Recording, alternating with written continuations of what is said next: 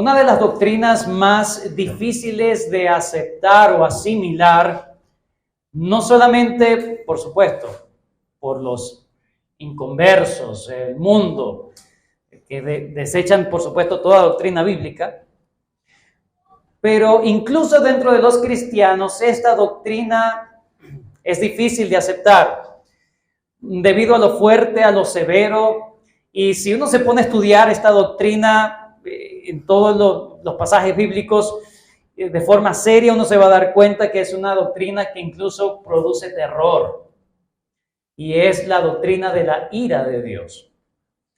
Nosotros los seres humanos entendemos la ira como un arrebato de emoción incontrolado, o también como una desproporción en cuanto al trato de una persona hacia otra. Entonces vemos la ira como un acto más bien de injusticia. Y eso es lo que naturalmente, esa es la razón por la que naturalmente a nosotros nos cuesta conciliar en nuestra mente que un Dios bondadoso, como se presenta en las Escrituras, un Dios de amor, al mismo tiempo sea un Dios lleno de ira. Ahora, la Biblia lo enseña así. La Biblia nos da abundantes evidencias, no solamente en el Antiguo Testamento, sino en el Nuevo Testamento, de que Dios es un Dios que no solamente es amor, sino que también es fuego consumidor. Y entre todas las evidencias bíblicas, todos los textos que hablan o que sugieren la ira de Dios y el juicio de Dios, por lo menos podemos entender tres cosas. Número uno, la ira de Dios nunca es como la ira de nosotros, los seres humanos. Nosotros, cuando actuamos en ira, somos injustos, somos desproporcionados, no tenemos control. En Dios no es así. Él es santo, Él es justo, Él es bueno. Él nunca hará algo desproporcionado. Él hará perfectamente. En segundo lugar, la ira de Dios es parte esencial de su carácter. Si Él es santo, si Él es justo, si Él es bueno, entonces sería contrario a su carácter que Él no haga nada contra algo que es impuro, que es malo y es perverso o es injusto. Así que la ira es la respuesta natural de un Dios santo. Si no hay ira, no hay Dios santo. Es parte necesariamente de lo que Dios es. Pero por último, y este es el aspecto que vamos a aprender en esta mañana, es que la ira de Dios nunca viene sin antes haber otorgado tiempo suficiente y llamados constantes para que los hombres eviten sufrir su ira. Vuelvo a repetir, la ira de Dios, en un tercer aspecto, la ira de Dios nunca viene sin antes hacer llamados suficientes, sin antes haber otorgado tiempo para que los hombres puedan evitar sufrir su ira.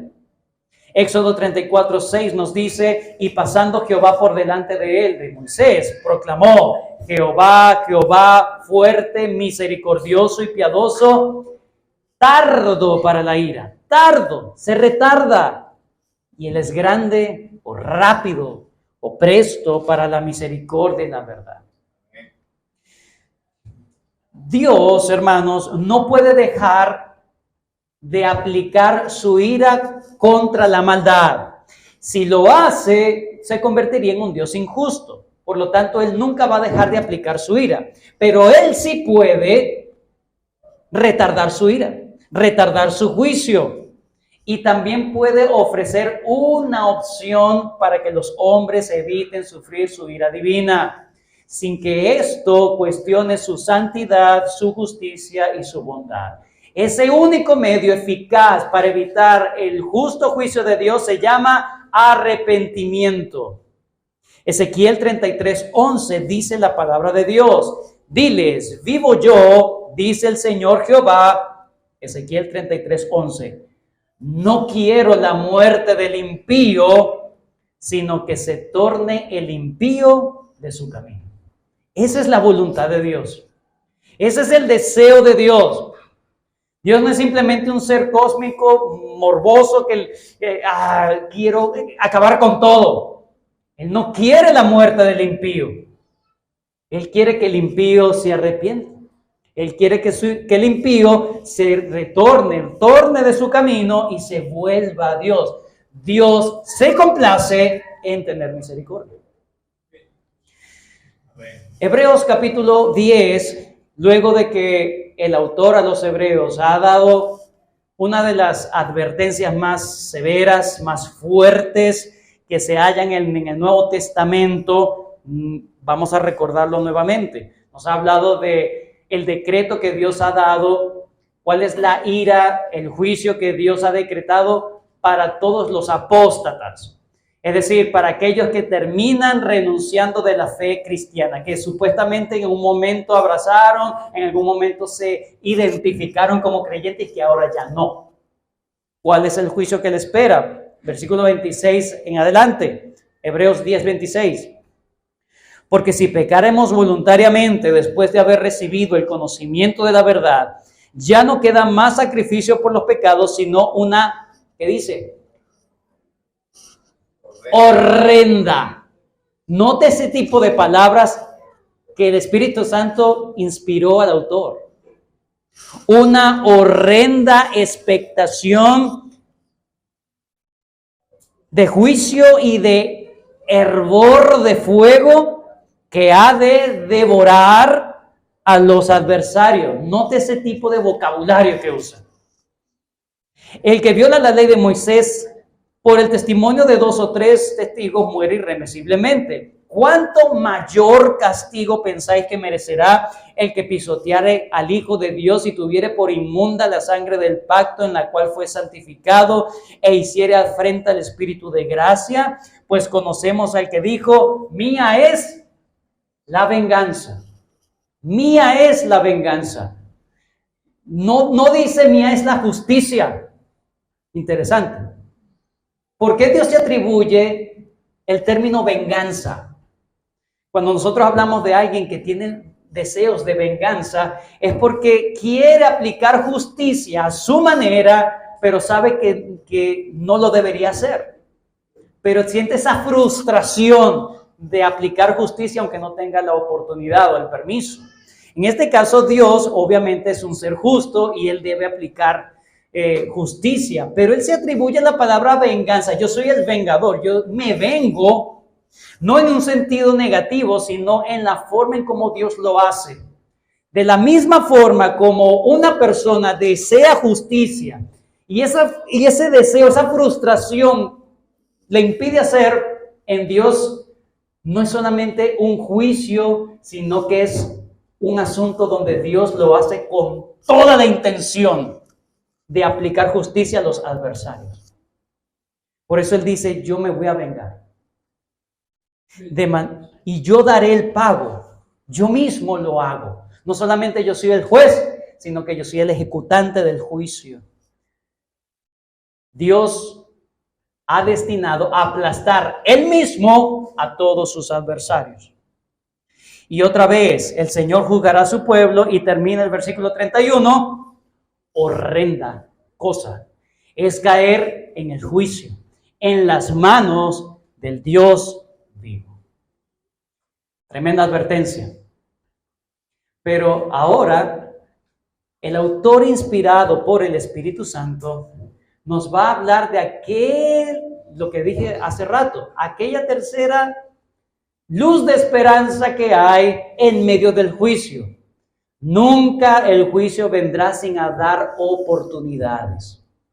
El Señor hoy nos vuelve a dar una nueva oportunidad. Cada día que tú te levantas es una oportunidad que Dios te da para que enmiendes tus malos pasos, para que te arrepientas y te vengas a Cristo nuevamente. El autor está inspirado y nos da esa esperanzadora verdad, o les recuerda, en este caso, a su audiencia original, esa esperanzadora verdad de que sí se puede evitar, tan siendo juicio de Dios, sí se puede evitar esa ira de Dios que está decretado contra todos los apóstatas, porque todavía hay tiempo de arrepentirse. Todavía hay tiempo. El autor se aferra al hecho de que ellos no han terminado de apostatar de la fe, no han terminado de salir de la congregación, han estado mal, han estado intermitentes en su compañerismo con los hermanos, intermitente en su relación con los hermanos, intermitente en su relación con Dios. Sí, muy mal. Pero todavía hay esperanza, es lo que nos va a narrar en estos versículos. Todavía hay esperanza. Todavía no han llegado al punto del no retorno. Aún no han llegado a apostatar definitivamente de la fe. Hay una esperanza porque todavía ellos tienen tiempo de arrepentirse y evitar así el juicio de Dios hacia la apostasía.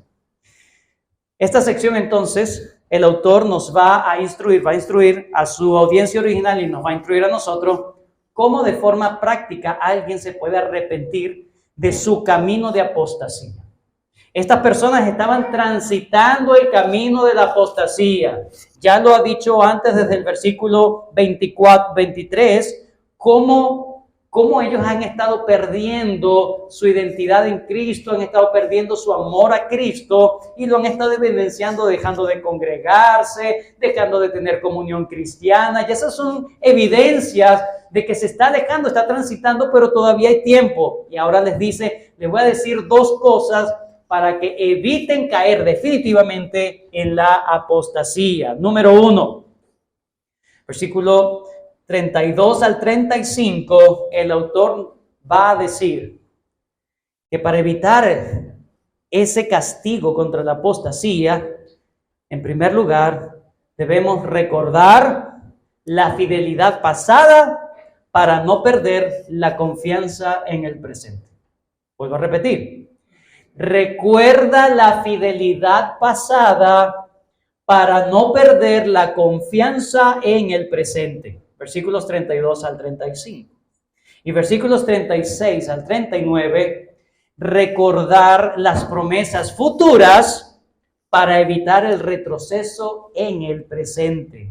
Vuelvo a repetir, recordar las promesas futuras para evitar el retroceso en el presente. Versículos 36 al 39. Vamos entonces a estudiar nuestro primer encabezado en la mañana de hoy. Recordar la fidelidad pasada para no perder la confianza en el presente. Versículo 32. Luego que él ha dicho, horrenda cosa es caer en manos del Dios vivo, ahora les dice, pero ustedes deben hacer algo para evitar eso. Pero traed a la memoria los días pasados, en los cuales, después de haber sido iluminados, sostuviste gran combate de padecimientos.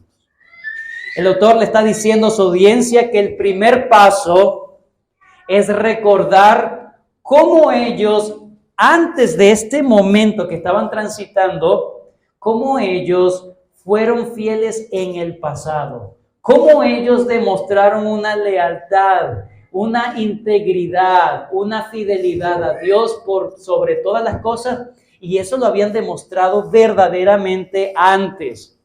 Básicamente lo habían demostrado en el principio de su carrera cristiana. Yo nunca he visto, nunca, ni me he enterado de que alguien comience la vida cristiana frustrado. O de que alguien comience la vida cristiana con tristeza, pesar. Ay, ¿para qué conocí a Cristo? No, hay un gozo, hay una iluminación, hay algo que no sabía antes y ahora hay una expectativa. Cuando se entiende el evangelio hay un gozo, una alegría, una satisfacción, un deseo de comerse el mundo, un deseo de leer las escrituras, devorarse las escrituras, de orar, de tener tiempo de comunión con el Señor, de montarse en el ruta y predicarle a las personas. Hay un deseo genuino cuando se comienza la vida cristiana. Y parece que a eso es donde está apelando el autor a los hebreos. Es como si le estuviera diciendo, ¿recuerdas esos días en que conociste al Señor? ¿Cómo eras tú de leal al Señor? Dice, cuando fuisteis iluminados después de o al poco tiempo de haber sido iluminados. Y es muy probable que se refiera precisamente a su época temprana de cristianismo, cuando comienzan a ser cristianos, porque en Hebreos 10:23, no se olvide que está haciendo una referencia a lo que es el bautismo. Hebreos 10:23, mantengamos firmes sin fluctuar, esta frase, la profesión de fe, la profesión de nuestra esperanza, porque fiel es el que prometió. Mantén firme aquello que tú evidenciaste por medio de un acto público. En este caso es el bautismo. Simon Kistemaker dice en su comentario, en aquellos días ellos recibieron la luz, pero tan pronto se hicieron cristianos, tuvieron que enfrentar hostilidad. Especialmente en los círculos judíos. La señal del bautismo cristiano indicaba el punto de ruptura y los judíos conversos a la religión cristiana eran excomulgados y sujetos a insultos, a abusos y a persecución. Los destinatarios de la epístola a los hebreos habían experimentado en carne propia el sufrimiento por su fe en Jesús. Comenzandito la vida cristiana, dice, apenas fueron iluminados, sostuviste gran lucha o gran combate, dice allí, de padecimientos. El autor quiere ser enfático en reconocer que los sufrimientos que estas personas tuvieron antes de esta situación a que le estaba escribiendo, fue una situación bastante compleja, bastante dura. Fue una situación, una dificultad que no cualquiera puede soportar. Eso es lo que significa la palabra combatir. Después de haber sido iluminado, sostuviste gran combate. Fue una lucha intensa. Algo que es muy difícil de soportar. De hecho, en la Biblia de las Américas, traduce el versículo 22 de esta manera, pero recordar los días pasados cuando después de haber sido iluminados soportasteis una gran lucha de padecimientos. La Nueva Versión Internacional traduce el versículo 22 de esta manera. Recuerden aquellos días pasados cuando ustedes, después de haber sido iluminados, sostuvisteis una dura lucha y soportaron mucho sufrimiento. Hay un énfasis que se quiere dar y que el autor a los hebreos lo está reconociendo. Ustedes sufrieron bastante cosas que son muy difíciles. Fue un tiempo muy intenso. Fue un tiempo muy severo. No cualquiera soporta esa intensidad de persecución, esa intensidad de prueba, pero ustedes sí lo lograron. Y lo lograron recién convertidos. Recién convertidos lo hicieron, pasaron esa prueba tan difícil y tan dura. Vamos a ver algunas cosas y el autor de los Hebreos nos va a dar esa ventana para que podamos observar algunas cosas que ellos sufrieron comenzando la vida cristiana. Versículo 33 al 34. Aquí se nos dan algunos detalles de ese tipo de prueba, de padecimientos que tuvieron estas personas. Versículo 33 y 34. Dice, por una parte, ciertamente con vituperios y tribulaciones. Dice por una parte, se está refiriendo más a una parte de la iglesia. Es decir, algunos de ustedes o parte de ustedes fueron objetos de mofa, fueron objetos de escarnio público, fueron objetos de burla, fueron objetos de abuso y persecución solamente por la fe. Ustedes no hacían nada malo, simplemente decían que ahora creían en Cristo como el Mesías. El verbo traducido allí cuando dice en el versículo, estamos en el 33, Por una parte, ciertamente con vituperios y tribulaciones, persecuciones, fuiste hecho espectáculo. La palabra espectáculo es teatrizo. Significa que lo sacaron al escenario para que la gente se burlara. ¿Cómo lo sacarían al escenario? ¿Cómo lo sacarían para que las personas vieran y tuvieran lástima de estas pobres gente o se burlaran de ellos? Imagínense. Cualquier cantidad de vejación sufrieron. No cualquiera soporta eso. Por una mentira. Por algo que no vale la pena.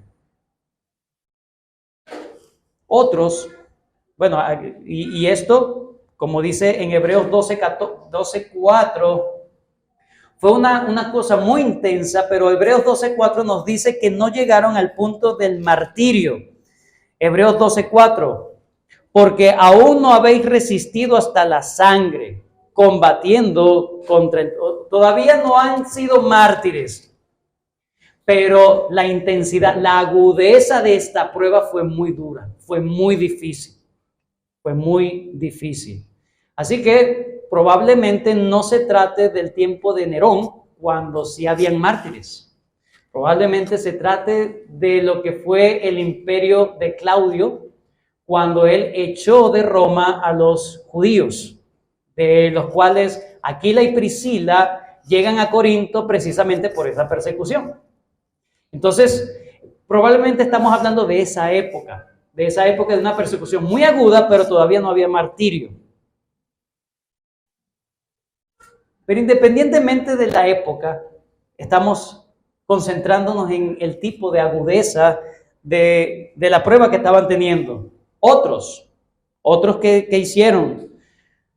Dice que, versículo 33, por una parte, ciertamente con vituperio y tribulaciones fuiste hecho espectáculo, y por otra parte, llegasteis a ser compañeros de los que estaban en una situación semejante. Fuisteis compañeros. Ustedes se acercaban. Habían unos que no sufrían ese tipo de acoso, de persecución, de tribulación, pero igual no dejaron solos a los que sí lo estaban sufriendo. Desde las plazas públicas hasta las cárceles, estos hermanos, estas personas estaban identificándose con ellos mismos a costa o a riesgo de que también a ellos lo colocaran en esa situación. Entonces no se avergonzaban de ser cristianos, no se avergonzaban el uno del otro, los visitaban. Más adelante dice en el versículo 34, porque de los presos también os compadecisteis. La palabra compadecer, simpateo. Simpateo tiene que ver con que yo sufro lo mismo que el otro. ¿Okay? No es que soy simpático nada más. Es que tengo una empatía y lo asumo. ¿Sí? Es el mismo sufrimiento. Aunque no es físico, pero también me duelo con los que se están doliendo. Lloro con los que están llorando. Sufro con aquellos que estaban sufriendo. Tengo las mismas impresiones, las mismas emociones que las otras personas. Esa es la compasión que ellos habían demostrado en el pasado y que en ese momento ya no lo estaban haciendo. Ya lo habían estado perdiendo. Ellos en el pasado estaban demostrando ser verdaderos creyentes de forma evidente, de forma práctica. Mateo 25:36 dice el Señor, estuve desnudo y me cubristeis, enfermo y me visitasteis en la cárcel y vinisteis a mí. En el versículo 40, Mateo 25, en este caso 40, dice, y respondiendo el rey les dirá, de cierto os digo que en cuanto lo hicisteis a uno de estos mis hermanos más pequeños, a mí lo hiciste. Estas personas estaban amándose unos a otros de forma verdadera, acompañando a los que estaban sufriendo mayor persecución, cuidándoles, porque de los presos también os compadecisteis, y otra parte sufrieron el despojo, dice, y el despojo de vuestros bienes sufristeis. Unos sufrieron maltratos, otros sufrieron burlas, otros sufrieron cárceles. Otros estaban allí para socorrer a los demás, pero también se dolían con la situación. Y otros tenían pérdidas materiales, confiscación de sus bienes. Pero el punto que quiere resaltar el autor no es simplemente que ustedes son escitos, las víctimas. Simplemente, no. Le está diciendo, y el despojo de vuestros bienes sufristeis con gozo. ¿Alguien sufre con gozo? Parece paradójico, ¿verdad? Bueno, es paradójico. ¿Quién sufre gozando? Pero en el Señor, el sufrimiento, que te confisquen los bienes, que pierdas bienes materiales, nunca te quita el gozo del Señor. Amén. No debería. No debería. Sí, uno sufre. Sí, uno se duele, por supuesto. Pero el punto acá es que hay una clave de cómo se puede gozar, no el sufrimiento, sino en medio del sufrimiento. Dice, sufristeis con gozo, sabiendo. Esta es la guerra espiritual, hermanos. Si tú no te armas tu mente de las promesas de Dios, cualquier cosa te va a tumbar. Dice que ellos sufrieron todo esto con gozo por una sencilla razón, porque sabían algo. Sabiendo, versículo 34, sabiendo que tenéis en vosotros una mejor y perdurable herencia en los cielos. Ellos sabían que tenían algo mucho mayor, mucho mejor de lo que le estaban arrebatando en sus manos. Ellos no estaban perdiendo una herencia eterna, estaban perdiendo herencias terrenales, temporales, pero nada ni nadie les iba a quitar a su Cristo. Nada ni nadie les iba a quitar no solamente esos tesoros en el cielo. Ahí dice, ustedes sabían que ese tesoro está en ustedes. No es un asunto futuro, es un asunto en el presente. Ustedes ya lo tienen. Ellos ya sabían que estaban anotados al equipo ganador. Ellos ya sabían que en Cristo tenían toda la bendición de Dios. Podía estar las nubes muy oscuras, pero el sol siempre estaba radiando.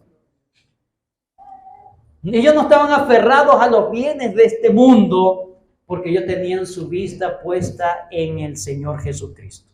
Así sufrieron todo esto, demostraron esa fidelidad al Señor para ellos. Ellos lo hacían todo sabiendo, no de forma automática, sino que de forma consciente, lo sabían. El Señor, nadie me lo va a arrebatar, el Señor no me va a abandonar, el Señor está conmigo. Y eso los hacía transitar con gozo en medio del problema. Y el versículo 35, el autor concluye esta primera exhortación alentando entonces a sus lectores a no dejar ese ímpetu, a no dejar esa confianza, a no dejar eso que sabían, ese conocimiento a un lado. No lo pierdan, no pierdan esa confianza, esa fe que demostraron en aquel momento, esa valentía que habían demostrado en el pasado. ¿Por qué no se está viendo en ese momento? Versículo 35. No perdáis, pues, vuestra confianza. Ya ustedes lo han demostrado que tenían esa confianza. ¿Cómo lo van a perder? No lo pierdan ahora. No perdáis, pues, vuestra confianza, que tiene grande galardón. Una vez más, apela a lo que ellos ya sabían, a lo que ellos los mantuvo firmes para transitar el tiempo más difícil.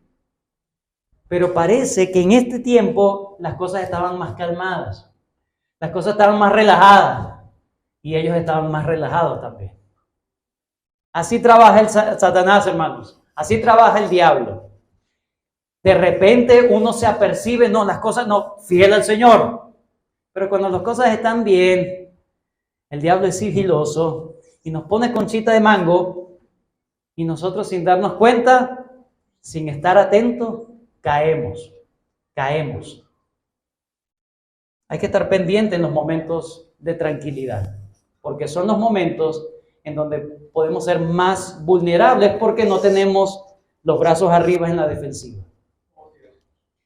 Así que, ¿cómo responder en ese momento de la misma forma como respondieron en una situación más difícil que lo que estaban viviendo? Nadie los estaba persiguiendo para ir al judaísmo. Ellos estaban siendo como encantados para ir al judaísmo. De la misma forma, como ellos amaban, buscaban y se aferraban a Cristo en la persecución más dura. De esa manera es que ellos podían transitar. Entonces el escritor le dice, no lo pierdas eso.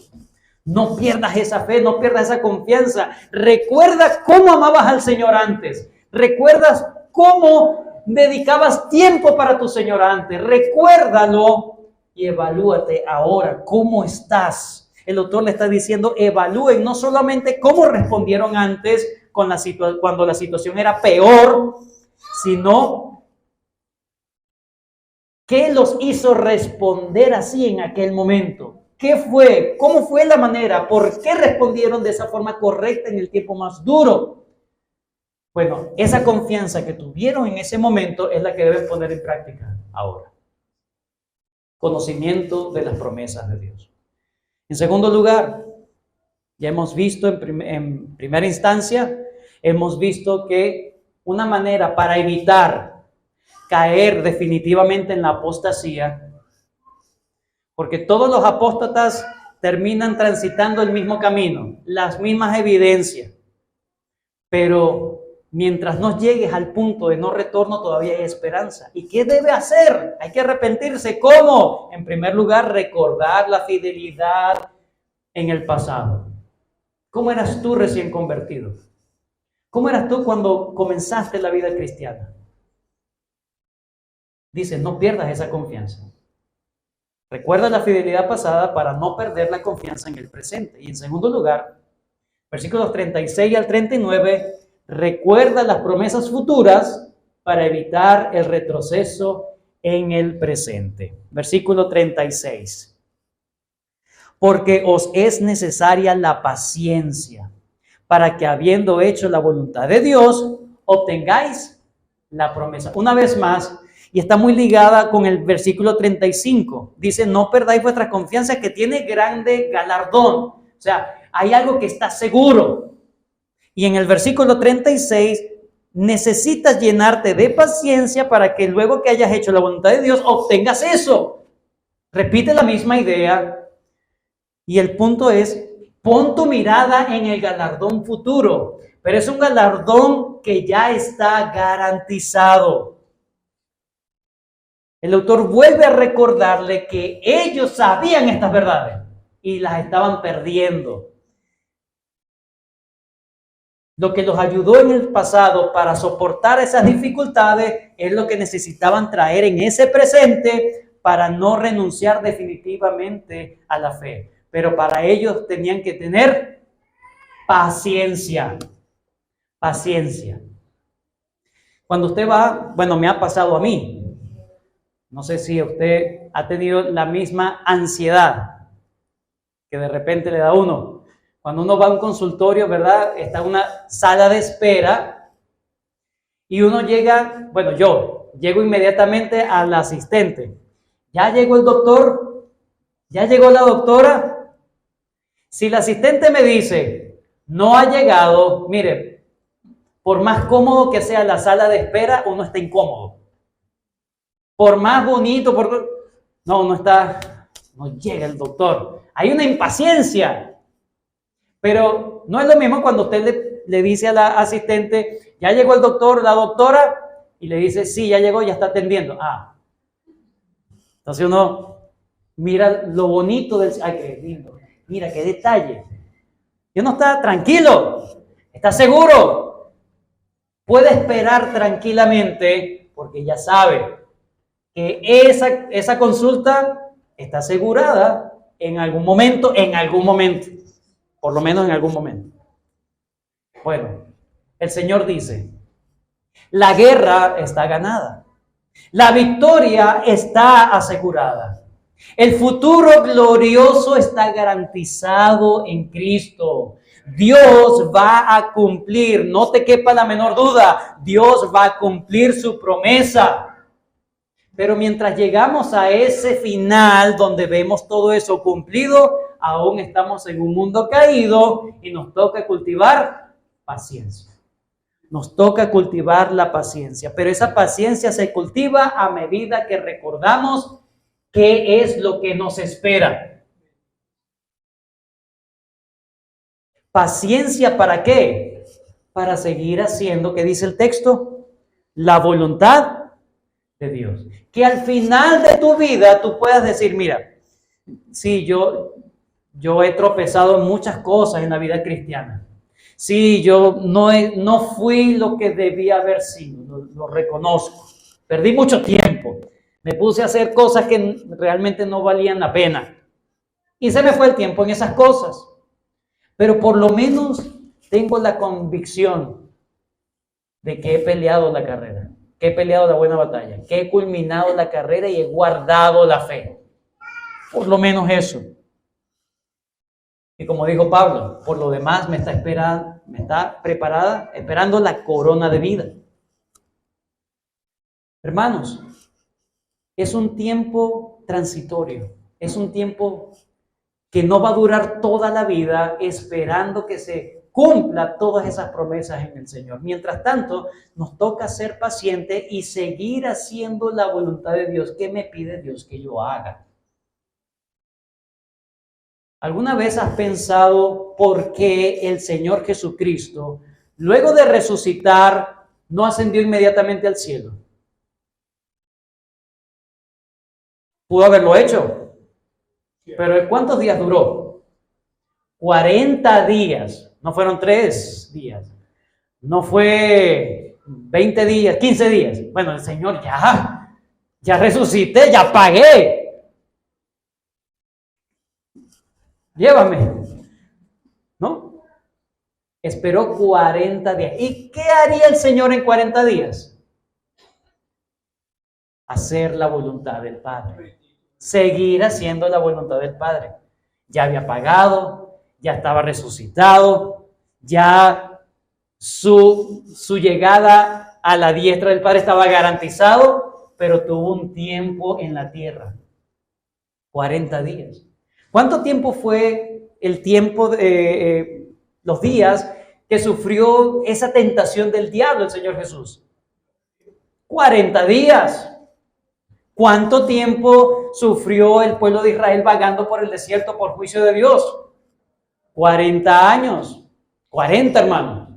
No lo vaya a jugar. Eso no es superstición.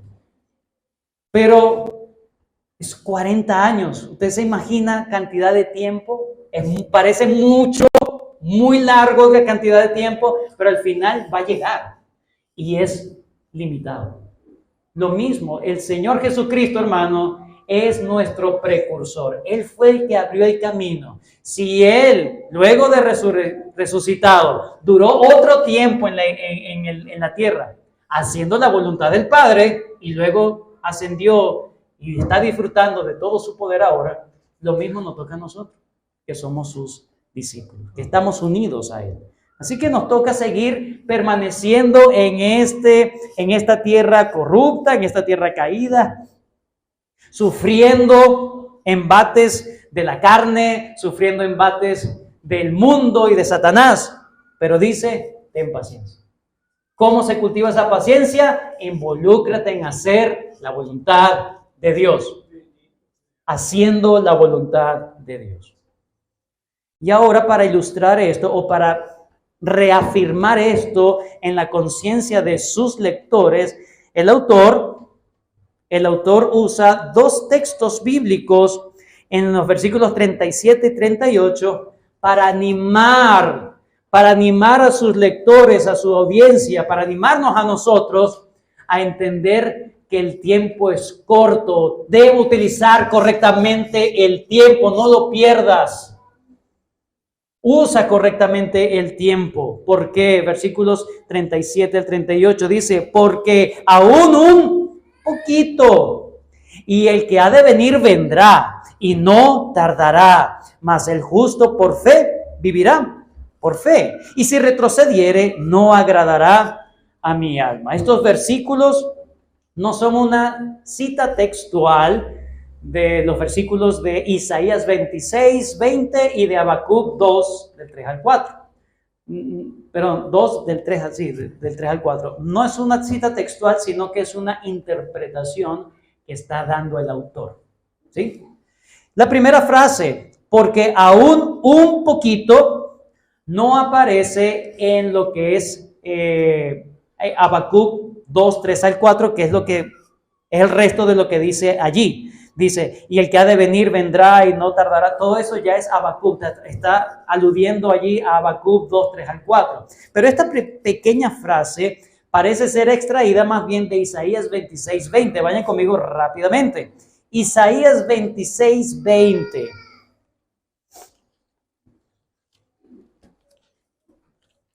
Isaías 26, 20. Es un cántico de confianza en la protección de Jehová.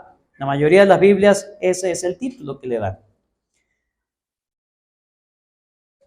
Isaías 26, 20 dice, anda, pueblo mío, entra en tus aposentos, cierra tras ti tus puertas, escóndete un poquito, por un tiempo, por un momento, en tanto que pasa la indignación, porque he aquí que Jehová sale de su lugar para castigar al morador de la tierra por su maldad contra él, y la tierra descubrirá la sangre derramada sobre ella y no encubrirá ya más sus muertos. Entonces el Señor le está diciendo, mientras pasa mi juicio, que es, estate paciente un poquito, no salgas. Quédate tranquilito mientras Dios ejecuta su juicio contra los malvados. No salgas de allí. Quédate en un lugar seguro. Eso es lo primero. Isaías 26 está hablando de la venida del juicio de Dios, del día del Señor, para ejecutar a los malvados. Y también para advertir a los justos de que se queden tranquilos, pacientes.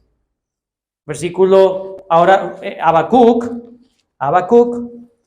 Versículo 2, el capítulo 2 ya se leyó en el culto. Pero quiero notar lo siguiente. Versículo 3. Aunque la visión tardare aún por un tiempo, mas se apresura hacia el fin. Se apresura, es rápido. Sí, es un tiempo corto, pero vendrá muy rápido y no mentirá. Aunque tardare, espéralo. He aquí, pero dice, porque sin duda vendrá, no tardará. ¿A qué se está refiriendo el Señor allí? Se está refiriendo a que Dios mismo va a venir a dar juicio a los malvados, a los adversarios de él.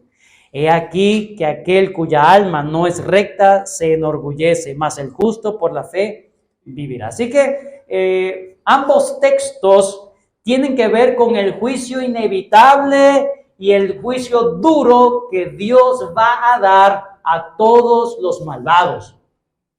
Mientras que también en ambos textos se habla de que hay una forma de escapar de ese juicio. ¿Cuál es? Resguardándose, como dice en Isaías, y aquí dice, por medio de la fe. El justo vivirá por la fe. El justo vivirá confiando en mí. Y es interesante porque usted le hace la comparación entre Hebreos 10, 37 al 38 y Habacuc 2, 3 al 4, y usted se va a dar cuenta que en Hebreos el autor ha intercambiado las líneas. ¿Okay? Ha intercambiado las líneas. ¿Por qué lo hace?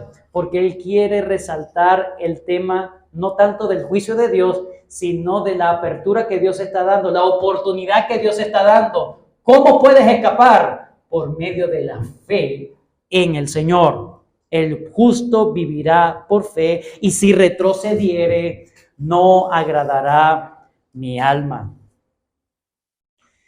Es inevitable el juicio. Pero también de seguro es el juicio, de seguro es la oferta misericordiosa de salvación en el Señor. Pero solamente si tienes fe, solamente si perseveras en la fe. Solamente si depones tu actitud orgullosa y humildemente dices, Señor, quiero confiar verdaderamente en ti. En el caso de Habacuc 2 hay otra cosa importantísima. Porque dice, mas el justo por la fe, ¿o vivirá? Por la fe. Pero en Hebreos 10 no está en el español, pero en el original está un pronombre que es un pronombre posesivo.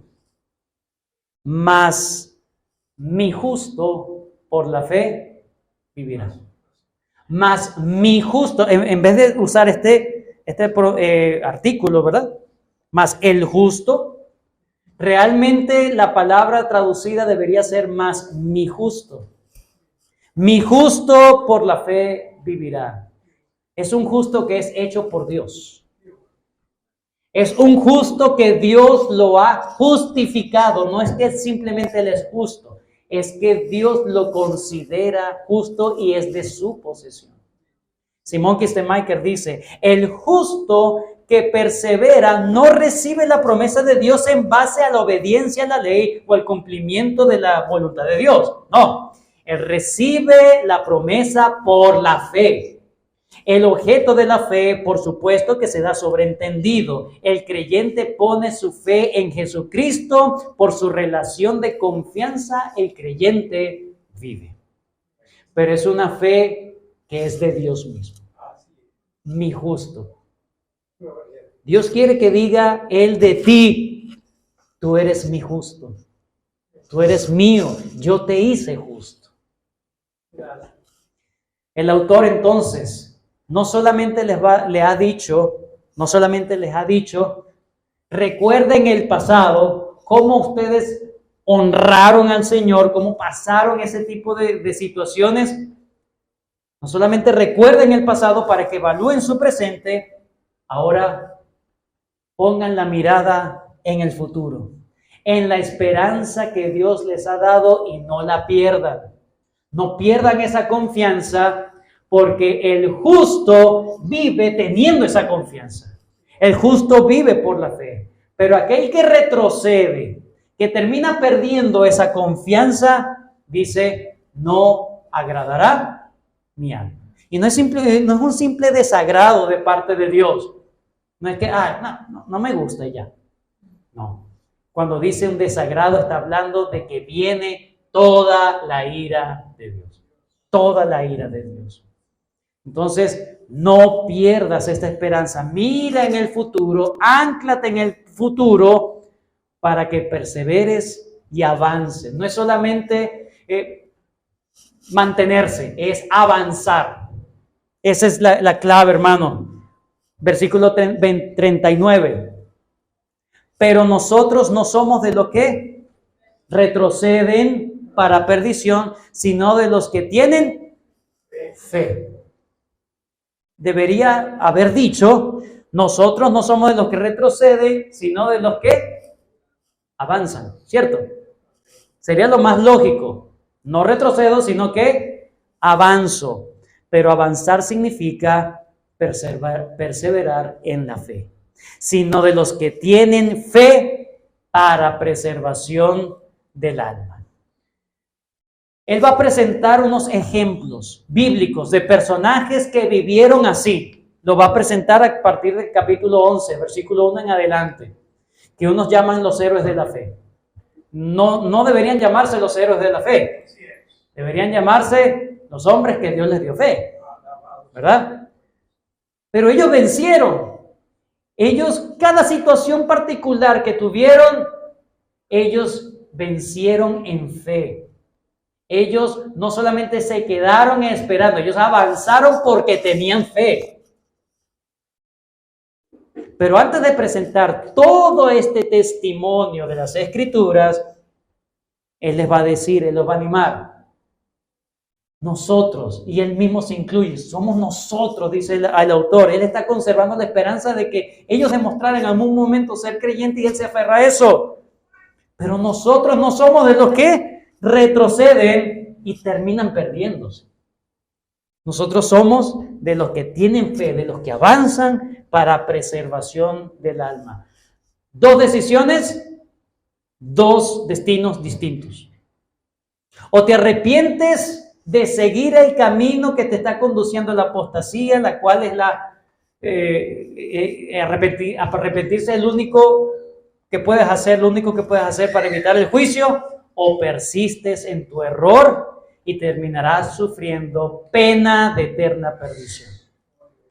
O retrocedes del camino cristiano para tu propia destrucción y tu muerte, o perseveras y avanzas en fe en tu vida cristiana. O retrocedes para que lleves juicio implacable, o avanzas en fe para disfrutar pronto de la gloria eterna de estar en Cristo Jesús.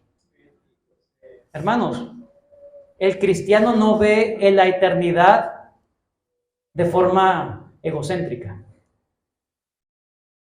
apelando a sus deseos pecaminosos. No. Avanza porque está Cristo. No porque, las calles de oro, yo quiero ser rico. La mansión, aquí no tengo un rancho. Y una mansión. ¡No! Porque va a estar mi abuelo, va a estar mi abuela, mi papá. Porque va a estar mi ser querido que murió en Cristo. Entonces quiero ir al cielo, quiero perseverar para verlo allá. No. Quiero perseverar porque estaré por siempre con mi Señor. Si no amas al Señor en este momento, en esta vida, no esperes encontrarlo al final. Lo que desechaste hoy, no lo puedes encontrar al final. En conclusión, Dios es lento para la ira y grande en misericordia, como dice el Salmo 35, porque un momento será su ira, pero su favor dura toda la vida. Él sigue extendiendo su favor.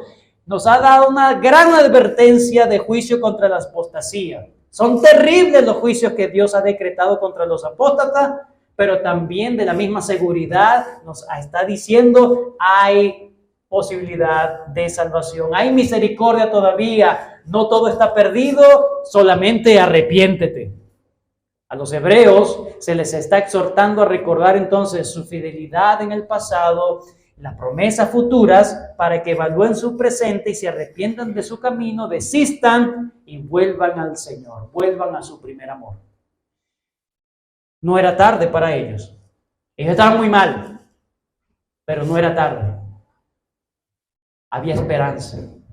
Uno puede estar muy mal con el Señor, pero no pierdas la esperanza. El Señor te está dando oportunidad para arrepentirte. ¿Qué es lo único que te separa del perdón de Dios? Que pidas perdón.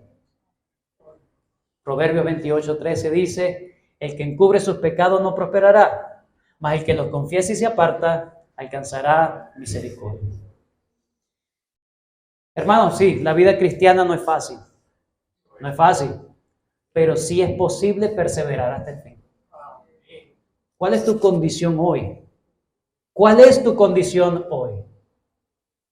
La vida cristiana no es una vida exenta de tropiezos, sino que es una vida marcada no por el tropiezo, sino por levantarse después del tropiezo. Así que te pregunto, ¿qué estás haciendo hoy para levantarte de tu tropiezo? Y por último, la vida cristiana es la única garantía, la única vida que garantiza la preservación de tu alma. ¿Tú has venido ya a Cristo?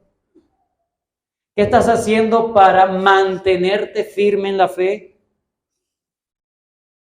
Y si no estás haciendo nada, si has caído, si te has enfriado en la vida cristiana, el Señor te dice, recuerda dónde has caído y vence.